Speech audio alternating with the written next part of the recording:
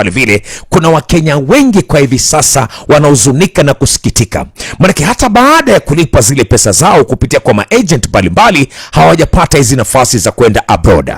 Na hata wale watu ambao pia wamepata nafasi kwenda pande abroad pale vile, there's no clear way in case of any problem, in case of shida yote ambayo imekukumba pia upande wa abroad, pia ni nani ambaye anaweza kukusaidia? Because tunasikia kwamba after agent amekupeleka Arabuni, amekupeleka Lebanon, amekupeleka UK, amekupeleka US na nchi zinginezo, unakuta kwamba in case of any problem na kuna mtu wote ambao unaweza kumkimbilia.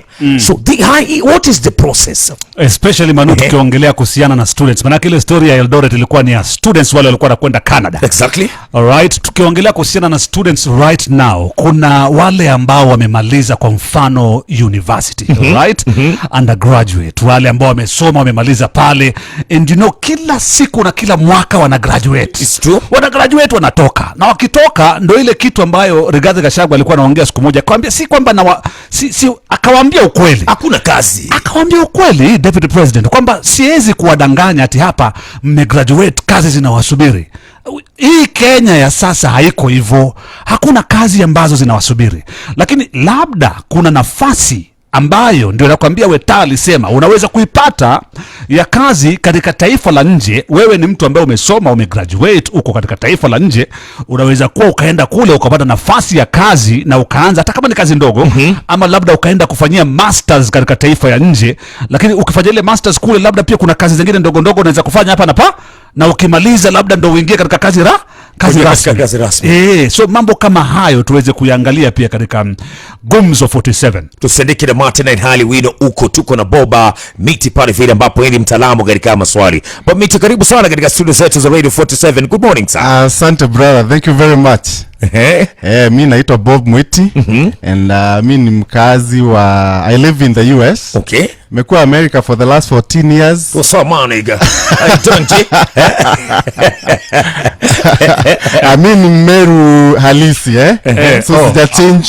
Aya, au kuchwa hiyo accent bado iko. Yetu ishangi. Simeyo anaona Kiraitu.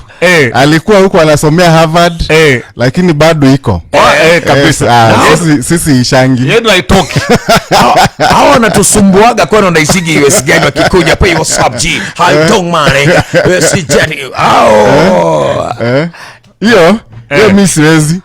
But I've been there for the last 14 years. I live in a city called Tampa, in a state called Florida. All right. So mi nilienda huko tu kama mwanafunzi. So I tried to go abroad after I finished my high school. Yes. But apparently nikanyimwa visa mara ngapi? Mara 4. Nikijaribu.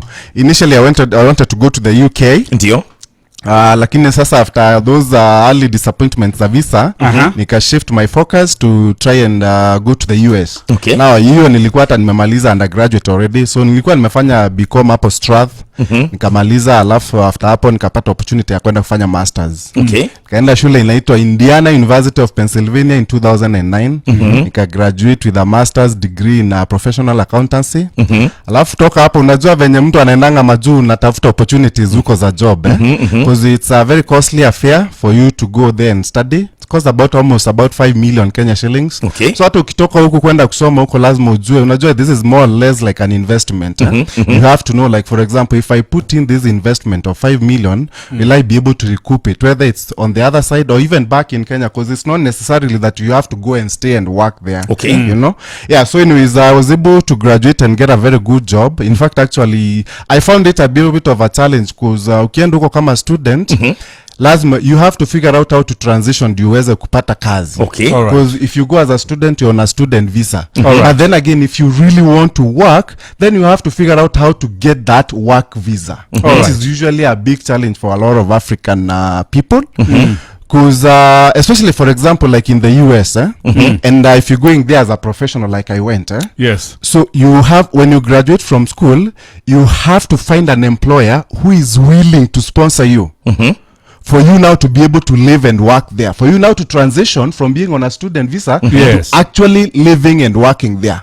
That is usually a big problem because when it comes to mostly, even I think even Kenya here, for a Kenyan company to hire a foreigner, they have to prove that hakuna Mkenya mwenye ako na skills zenye huyu foreigner ako nazo. Yes. And that's why you are hiring the foreigner. Alright. Same thing even with the US. Okay. Okay, so Marekani lazima idhibitishe kwamba hii nafasi tunampatia Bob Collymore, hatujapata Marekani mwingine ambaye hakuna Marekani mwenye ako na hizo skills. Yeah. Are you serious? Yes.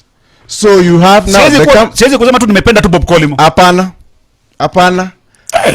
You have basically the company has to prove to the government that you have the skills. In fact, actually they have to even try to hire. Alright. And they should not be able to get the person with your skills, and they should be able to show that. Alafu hapo sasa ndio atafile your petition, and that's how you are able now to get the right documents to enable you to live and work there after school sasa. Okay. Yes.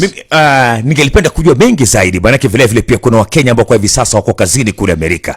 Je, hiyo nchi Amerika kwamba iliprove hakuna Amerika ambao wanaweza kufanya zile kazi ndio Wakenya wakapata hizi kazi, ama kuna njia zingine ambazo zinatumika Amerika kupata hizi kazi? Lakini kabla tufike hapa hivi, hujikumbuka pia ni director wa Kenya Airlift Program na huyu jamaa anakaa upande wa Amerika. Hebu tuanzie huu director wako na hii Kenya Airlift Program ni vitu gani tunazungumzia?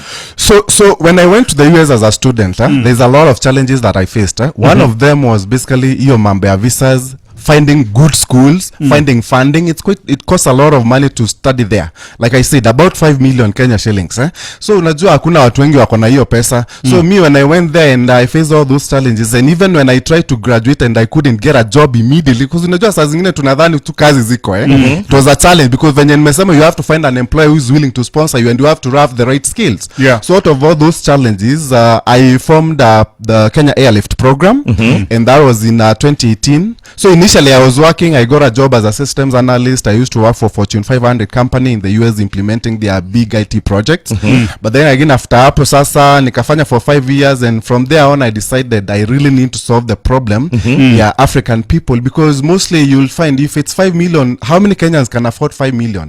Very few of them. So basically what we do in the Kenya Lift Program is we facilitate the process of relocation, tuition and living expenses, because it requires a lot of money. We're able to facilitate the students that process in terms of financing. So we offer unsecured student loans to students who come through the program, and on top of that we combine that with the tuition fee waivers from the universities that we work with. We have partnerships with about 10 universities in the US, including the school that I went to. Maybe ukiwa unaendelea kuongea, maybe unaweza kuongea na Kiswahili. Kuna watu wengi wangu ambao unawapoteza kwa hivi sasa public. Kiswahili unakijua baby? Sasa Kiswahili najua. Lakini nimekaa nje sana ile 14. Ama 14 is a long time. Wasipotee jamani, watu wangu wa Kakamega, Taita, Kisumu, Kitale, wasipotee. Sawa. So sasa kutoka kwa hiyo challenge yenye nilikuwa nayo hizo vitu zote, nikaamua sasa ndio nianze hiyo mpango ya the Kenya Airlift Program. Na venye nimesema huwa tuna facilitate students financing, tunawapea loans, and these are unsecured loans, and on top of that tunakuanga na tuition fee waivers ama scholarships na universities zenye tuko nazo pande ile kama partners. Tuko na university kama 10 zenye tunafanya kazi nazo, and since the inception tumeweza kufacilitate over 1.5 billion in unsecured international student loans to our students. We have a membership of about 2,000 students with about 300 students currently in the US kwa America. Alafu tumeweza kupata more than 200 million in terms of scholarship ama hizo tuition fee waivers kutoka universities zenye tuna partnership now, na hizo zimeweza kupewa students wenye tuko nao. So and apart from kufinance because venye nimesema ndio uweze kupata job pande hiyo, you actually lazima ukue na skills zenye zinahitajika, and also even for you to get that skill lazima ukue na mtu mwenye amekuhold your hand anakuonyesha hizi skills ni gani, vitu kama hizo, and that even ndivyo some of the things that also we do in the Kenya Airlift Program. Okay. Alright. Umesema kwamba mnapatiana loans to the students, mnapatiana waiver kwa tuition fee kwa students, na vile vile pia kwa hivi sasa maybe mumetoa maybe loans kwa takriban kama 1.5 billion 1.5 billion Kenya shillings. Mtu anajiuliza, okay, I need like 5 million maybe ndiweze kukamilisha maybe masomo yangu course fulani upande wa Amerika pale vile. Hizi loans unamaanisha nini, na hizi waivers maybe zinatolewa kivipi? Explain for us to understand. So venye huwa tunafanya behind the scenes tuna kampuni yenye inatupea hiyo pesa inaitangwa inaitangwa Empower Financing. They are based out of Washington DC, and for you, because wewe ndio uweze kwenda kusoma huko, let's say for example umeingia kwa program tumepata shule, tumeapply, umepata admission, shule pande hiyo lazima uionyeshe that uko na pesa ya kusoma. Ndio aweze kupea barua ya immigration, utaenda nayo kutafuta visa kwa embassy. So venye huwa tunafanya is that tunakupea hiyo loan ukiwa tu pande hii, ndio uweze kupata hiyo barua ya kwenda embassy, but sasa loan yako ikiwa approved utapewa hiyo loan ukienda pande ile. So loan huo inakuwa directly disbursed to the school. Shule inatoa pesa yao, alafu sasa wewe, because also you need money for you. Unajua sasa ukienda kama student utakaa wapi? Utakuwa unakula nini? Even though the government tu inakuallow kufanya kazi huko kidogo kidogo, you are only allowed to work like 20 hours, but still lazima lazima ukue na pesa ya your own living expenses. So hizo pesa zinaingia sasa kwa mfuko yako, zinakuwa channeled by the shule, unaingia kwa mfuko yako, ndio sasa uweze kutumia hiyo pesa as you move along studying for your masters. Okay. So that's even ndivyo tuna facilitate hizo loans, alafu loan yenyewe unalipa in 10 years. So 6 months after graduation unaanza kulipa loan for the next 10 years. All right. Na hii loan ni a student and it's unsecured, so huwa tunaangalia you have to be a very bright student. Okay. In fact actually mostly we require to have done at least your bachelor's, you must have scored at least a C+ in KCSE, na unafanya vizuri hata hesabu na kitu kama physics hivyo, niweze kuingia kwa program, because at the end of the day hatutaki just kupea kila mtu. Okay. Lazima kuwe ni mtu mwenye ako serious sana na masomo. Nikuulize Bob, kwa sababu umeongelea kuhusiana na si lazima na sio ati kwamba ukienda kule Marekani ni guarantee utapata nafasi ya kazi baada ya kusoma.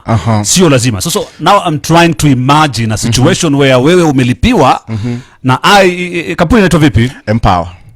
Umelipiwa tayari na umekwenda huko nchini Marekani kweli, na umesoma na 5 million hiyo yote, sponsorship imetumika, na nafasi ya kazi haujapata, na unapaswa kuilipia for the next 10 years. Sasa umerudi nyumbani nchini Kenya kuendelea kung'ang'ana na maisha. Is there a situation like that? Manake kuna Mkenya mwingine atakaa hapa atasema 5 million, if you give me 5 million here in Kenya today, I can do something. Naweza kufanya mambo mawili matatu hapa nchini Kenya, nikafanya mambo mawili matatu, niseme bora naenda Marekani na niko na milioni 5. Si unipe tu saini kuonyeshe naweza kufanya nini hapa nyumbani. Ndio umesikia Yes. In as much as we are giving the 5 million Yes. In fact actually we give up to 15 million. We give up to $100,000 for 2 years, because a master's program ina cost, ina take 2 years kumaliza Yes. So each year $50,000 and another $50,000. Yes. So but you see atupai kila mtu mwenye ako anataka pesa. Yes. In as much as we want to help, mwenye tunataka kupea hiyo pesa ni mtu akona high chance ya kupata kazi pande ile. Yes. Meaning program yenye unaenda kufanya huko ya masters inafaa ikuwe program yenye iko very iko marketable, iko na demand. Yes. Alafu also when you are done, venye tulikuambia, we also do huwa tunafanyanga career support ndio uweze ku transition. So ukienda pande ile as you pursue your masters, huwa tunakutrain mambo za job skills, because mostly huwa tuna focus mambo za IT. So for example we have some amazing training programs za vitu kama cyber security, kuna data science, artificial intelligence, machine learning, hizo vitu zote. So hizo skills hizo ziko na kazi, hizo ukimaliza tu unapata. Actually that's why me personally, because me nilikuwa nimefanya BCom hapa Kenya, nilikuwa ameenda kufanya MBA, so I thought I would become an accountant. Lakini sasa nikarealize pande hiyo accountant kuna Amerika wengi sana wako na hizo skills, so sitapata kazi na sitapata makaratasi ya kufanya kazi huko. Nika transition nikaingia IT. Alright. So that's why even wenye tunataka kusaidia sana kwa program ya Kenya Airlift ni wenye wako na interest ya IT career, cause huko kuna kazi. Okay. Yes. So hayo yote lakini bado pia vile vile maybe kuna mtu anajiuliza kwa hivi sasa, so what is the process? What is the process maybe to get in katika hii airlift? What nahitaji kitu gani? Ushaona, how am I going to get the visa? Nyinyi ndio mnamtafutia hiyo visa ama kuko vipi? Documents gani ambazo unahitaji? Na apply vipi? Na apply wapi? Ndio unaweza kufaidika maybe na mpango mzima ambao mnafanya kwa hivi sasa.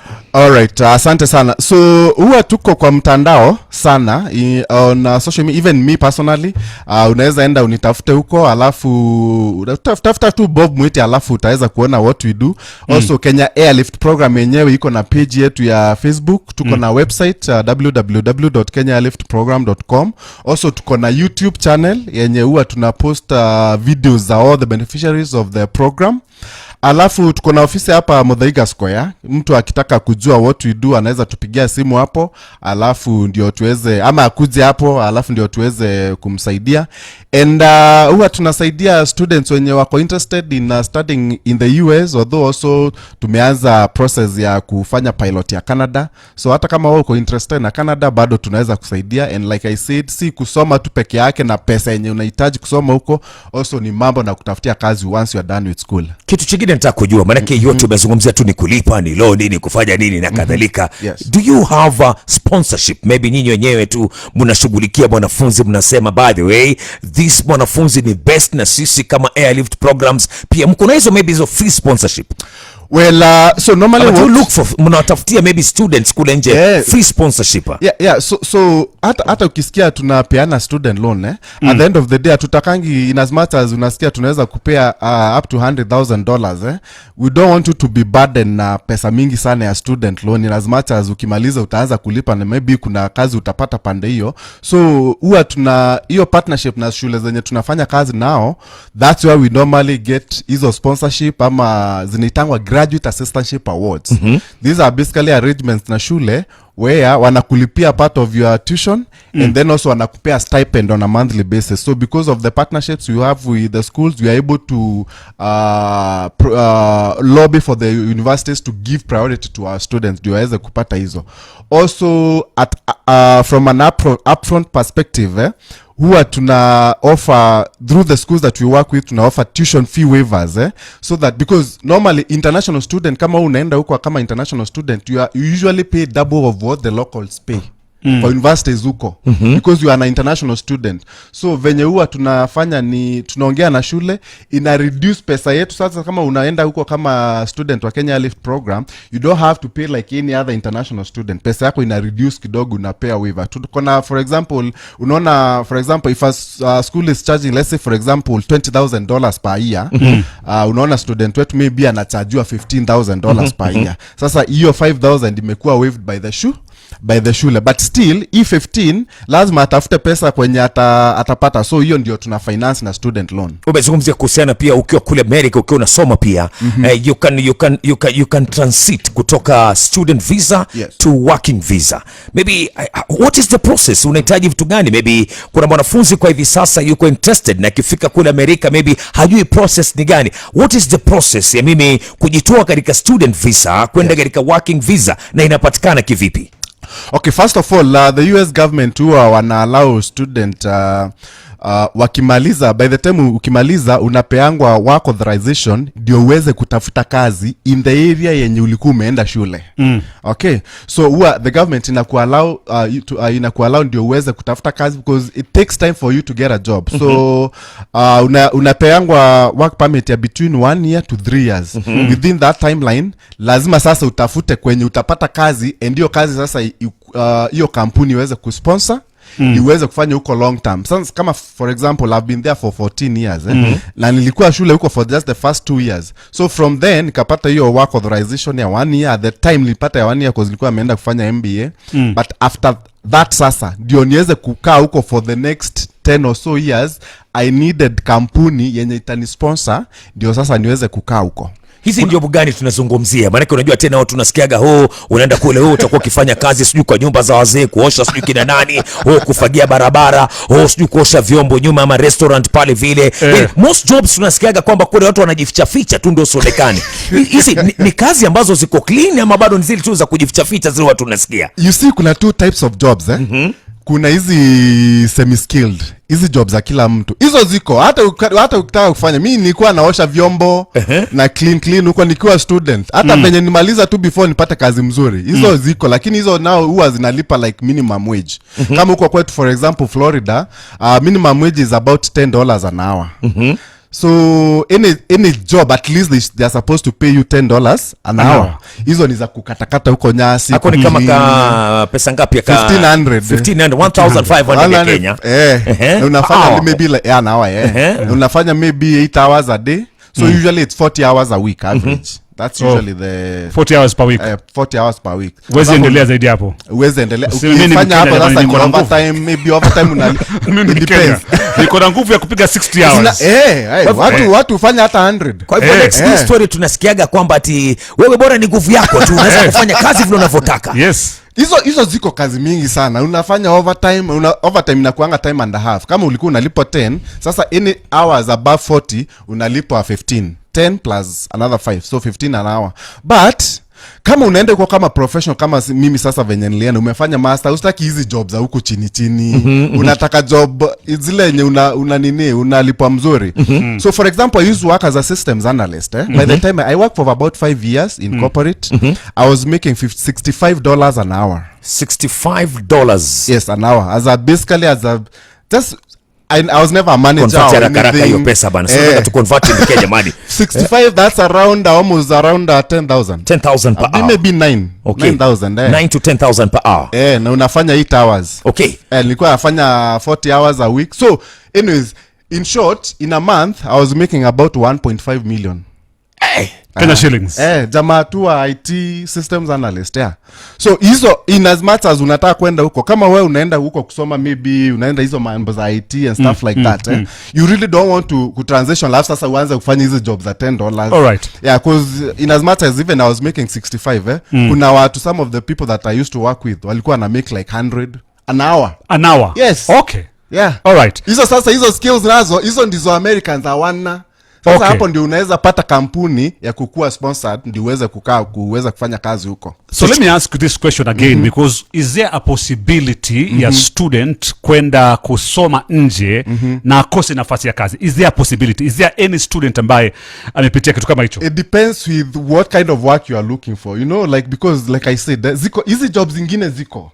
Uwezi for example, even before I got your job yangu ya systems analyst, sikuwa nakaa nyumbani hapo na ngoja hiyo job. Nilikuwa nafanya hizi zingine. Me I used to work kwa restaurant, nafanya huko kwa restroom, na clean huko, napata hizo minimum wage. So jobs ziko kama I mean, there's something to do. Okay. All right. Yeah, but maybe job yenye unataka ile poa kabisa, maybe that one you may not be able to have it kama una skills zenye zinahitajika. Okay. All right. 0793047047 tusikie pia maybe kuna Mkenya kwa hivi sasa yuko na maswali angelipenda kujua, je, ni vipi the process of me finding myself in those country, maybe kutafuta opportunities kama ni job na kadhalika. And then tukirejea pia tuambie pia ni kitu gani kinaweza kufanya ujikute kwamba umekuwa deported very fast you as a student ukiwa upande wa US. Good morning Radio 47, habari ya asubuhi. Mzuri sana.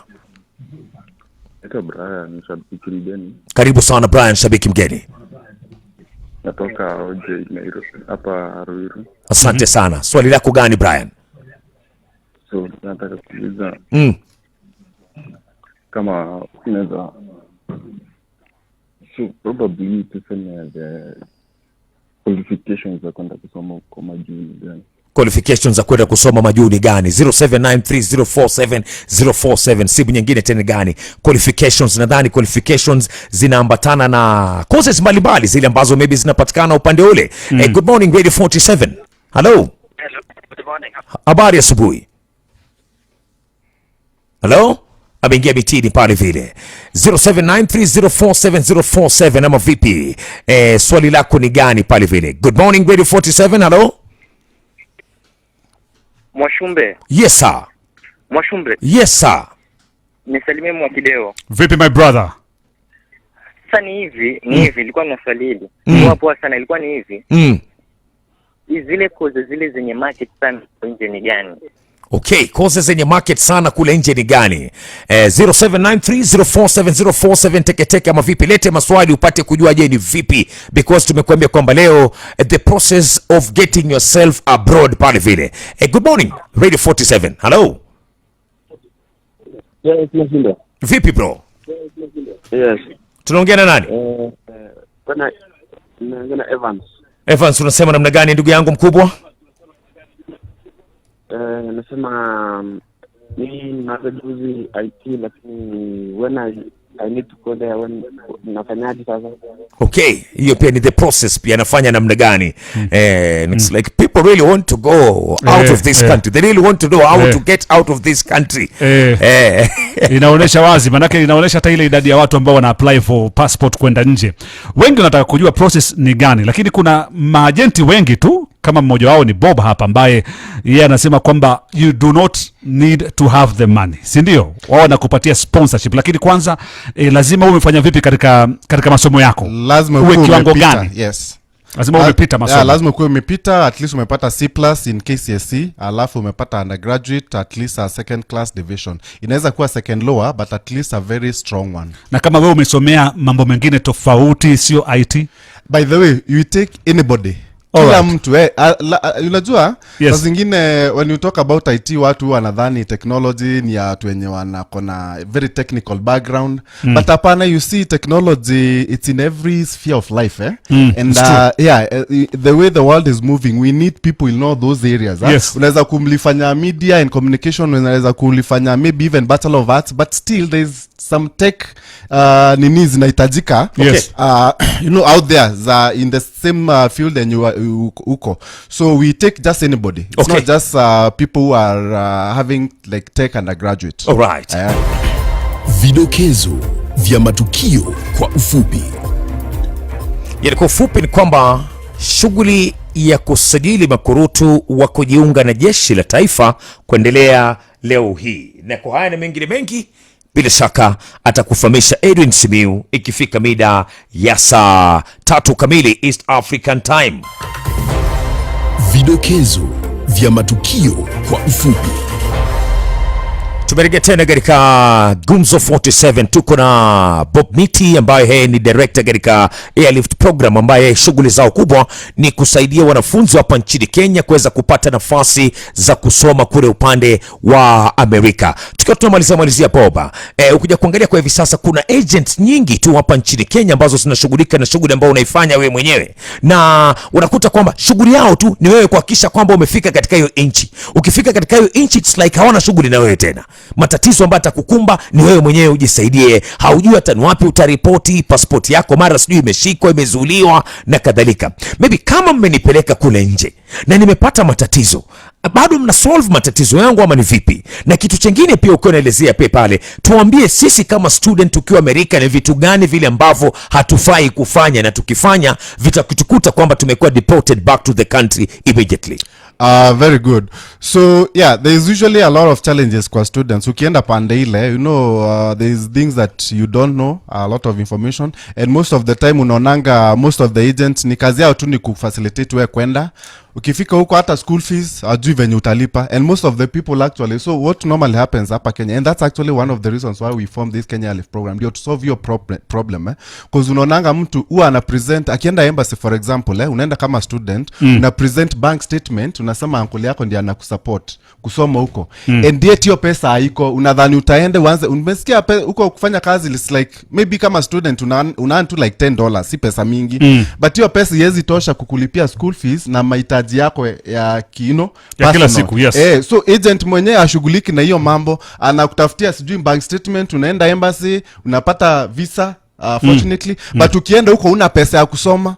The moment you're on the other side na una pesa ya kusoma, they say you're out of status, meaning wewe ni illegal immigrant. So basically what it means, hauna makaratasi, hujaitikiwa kufanya kazi huko, hata kama ulikuwa umepewa visa kama hata because mostly students who hapa Kenya unapewa visa 5 years, hata kama unaenda masters ya 2 years whatever. Yes. But as long as you are not in school, yes, you are basically an illegal immigrant. Ukipatikana kwa wrong corner, umeenda unakuwa deported, unarudi Kenya. If you are lucky enough and you are able to stay there, bado utaweza kupata, hata kama wewe ulikuwa umeenda you are very sharp na uko na skills na kila kitu, but ukoenda umemaliza shule na uko na makaratasi, uwezi pata job kwa kampuni kubwa na job mzuri. Utakuna pata tu hizi kazi za huku chini under the table za $10 for example. Kama hiyo job yenye tunasema like $65, uwezi pata, kupata job kama hiyo you need the right documents and the right skills. So hizi ndizo changamoto mingi sana most Africans actually huwa wanapitia because of the fact that hawana mtu wa kumuonyesha how to go about the whole process, hata akienda pande ile na hata akimaliza shule pande ile. And that's what we cover in the Kenya Lift program. Yes. Yes, let me ask you Bob, kwa sababu watu wengi sana wanatafuta hawa maagenti kufanya nao kazi, kwenda nchi za nje.